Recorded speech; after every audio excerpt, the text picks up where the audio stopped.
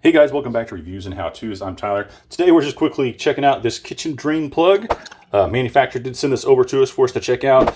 Right there you have the little strainer that goes up top. You push the button right here and it will allow it to either drain or stop it.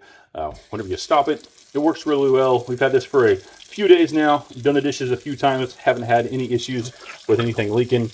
And then obviously you can put your strainer back on top of that. You see there, the water has stopped. Again, remove your strainer. That's great for catching little things. If you don't have a garbage disposal especially, push the button here.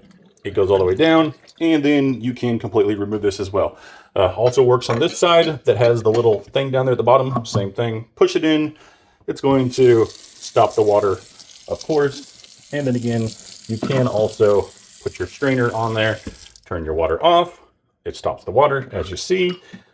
Push the button, lets it drain, and then remove it, boom, just like the other side. So yeah, if you're interested in having a nice little drain plug like this so that you can easily do dishes without, a dishwasher, stuff like that, which is what we were struggling to do, yeah, go ahead and pick this one up.